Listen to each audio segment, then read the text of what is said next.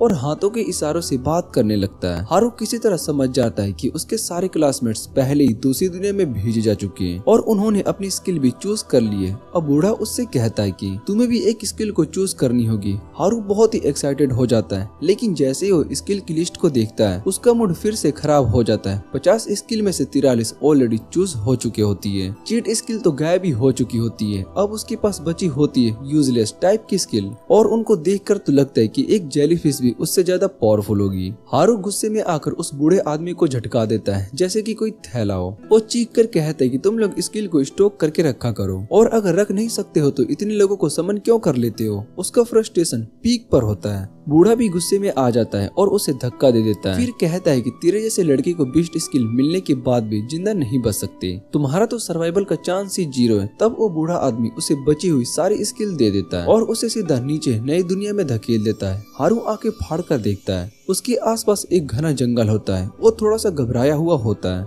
लेकिन तभी उसे जमीन पर एक पाउच मिलता है। जब वो उसे उठाकर देखता है तो उसमें अनलिमिटेड सामान रखने की कैपेसिटी होती है, एक खाली यूजफुल आइटम। लेकिन पाउच के अंदर की चीजें बिल्कुल बेसिक होती है। फिर वो अपने स्टेट्स को चेक करने की कोशिश करता है। तभी स्क्रीन पर 2 डाइस दिखाई देते हैं। जैसे वो उन्हें थ्रो करता है, दोनों डाइस पर M लिखा होता है। उसे समझ में नहीं आता है कि इसका मतलब क्या है, लेकिन सिस्टम कहता है कि सारी पॉइंट्स एक स्किल में डालने हैं। वो सोचता है कि M का मतलब कहीं माइनस तो नहीं है, इसलिए सेफ खेलता है और सब कुछ लक स्टेट में डाल देता है। तभी उसे पता चलता है कि M का मतलब एक्चुअली मैक्सिमम था और अब उसकी लक स्टेट बहुत ही फुल हो चुकी है। उसके बाद उसे एक और एबिलिटी मिलती है वाइल्ड बीस्ट को टेम करने की, जो उसे इसलिए मिली है क्योंकि वो हमेशा अकेला रहता था। वो आसपास देखता है कि शायद से कोई और क्लासमेट्स तो नहीं है, लेकिन कोई नहीं होता। तब वो डिसाइड करता है कि अपना घर खुद बनाएगा, जैसे वो यूट्यूब पर देखता था कि लोग मिट्टी से घर कैसे बनाते हैं। जंगल से गुजरते हुए उसके मन में डर होता है कि कोई बड़ा मॉन्स्टर सामने ना आ जाए। तभी एक और स्किल आइटम निकलता है कॉन्टैक्ट लेंस का। जैसे ही वो उसे पहनता है उसे हर चीज के स्टेट्स दिखाई देने लगते हैं। एक काफी पावरफुल और यूजफुल स्किल होती है। वो हैप्पीली आगे बढ़ता है और आसपास के हर्ब्स ढूंढता है, वेनोम मशरूम्स और भी काफी यूजफुल चीजें जिनकी वो बेचकर अच्छा पैसा कमा सकता है। और उसके पास तो वो पाउच भी है जिसमें जितना चाहे उतना सामान रख सकते हैं। फिर वो अपना पानी पीता है और जंगल में आगे बढ़ने लगता है। तभी उसे एक केव मिलती है। वो भगवान से प्रार्थना करता है कि अंदर कोई मॉन्स्टर ना हो, और धीरे से केव के अंदर चला जाता है। केव के अंदर अंधेरा होता है तो अपना लालटेन और मैजिक टेंट निकालता है और वहाँ आराम से टेंट लगा लेता है। रात तक वो फायरवुड को इकट्ठा करता है और अपनी टेम्परेचर मैजिक से आग जला लेता है ताकि जंगल के जानवर दूर रहे। उस रात वो पहली बार चैन से सोता है। अगले दिन जब वो उठता है तो वो देखता है कि उसके कुछ स्किल लेवल अप हो चुके हैं, लेकिन वो थोड़ा थका हुआ होता है तो बस आसपास चेक करता है कि सब कुछ सेफ है या फिर नहीं। तब उसे लगता है कि उसकी मॉन्स्टर रिपेलिंग टेक्निक्स ने काम कर दिया है। थोड़ी देर के बाद हारू को भूख लगने लगती है तो वो फिर से आग जलाता है, अपना पैन निकालता है और मशरूम और बीफ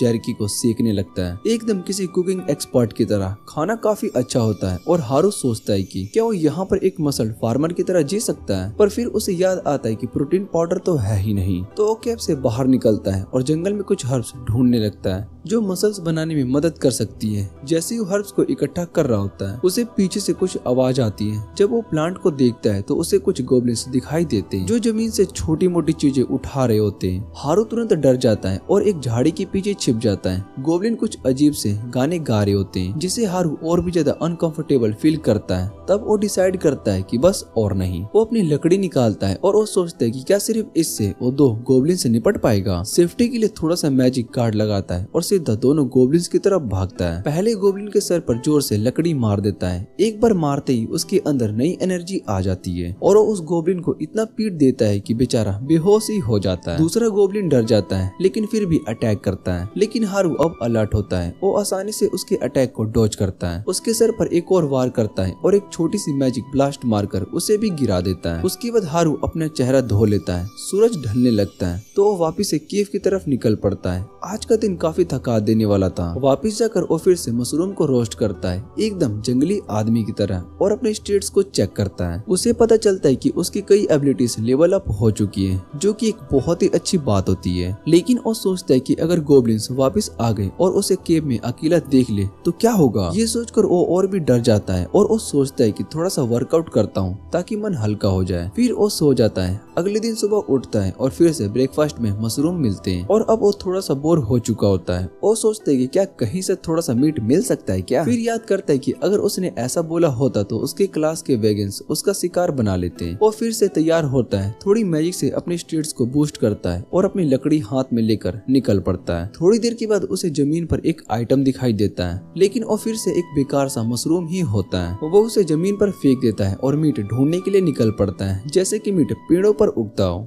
थोड़ी देर के बाद उसकी अकल ठिकाने आ जाती है और वो डिसाइड करता है कि अब टाइम आ गया है अपनी मैजिक स्किल पर काम करने का। वो एक बार फिर से अपनी स्टेट्स को बूस्ट करता है और जंगल की तरफ रन करना स्टार्ट कर देता है और उसे खुद भी बहुत ही शौक लगता है क्योंकि अब उसकी स्पीड पहले से काफी ज्यादा बढ़ चुकी होती है। उसका बॉडी हल्का फील कर रहा होता है और वो एकदम से फास्ट और स्मूथ मूव कर पा रहा होता है। सिर्फ स्पीड ही नहीं, उसके अटैक और भी पावरफुल और क्विक हो चुके होते हैं। वो डिसाइड करता है कि इस न्यू पावर का टेस्ट किया जाए और पास ही कुछ गोब्लिन्स मिल जाते हैं। वो बिना किसी सेकंड थॉट के एक फाइट में जंप करता है और पहले गोब्लिन को अपनी वुड से एक थप्पड़ जैसा स्मैक कर देता है। फिर दूसरे के हेड पर भी एक बहुत ही जोर का शॉट मार देता है। ये देखकर बाकी गोब्लिन्स बहुत ही गुस्सा हो जाते हैं और उसमें से एक जैकेट गोब्लिन कब ले आता है। हारू अपनी पुरानी आदत के मुताबिक बुशेस में छिप जाता है जैसे कोई छोटा डरा हुआ बच्चा हो और वहाँ से चुपके से निकल जाता है। उसका बस हो गया होता है फॉर द डे। तो वो वापिस से केव में लौट आता है। केव में जाकर वो सोचता है कि आज क्या किया जाए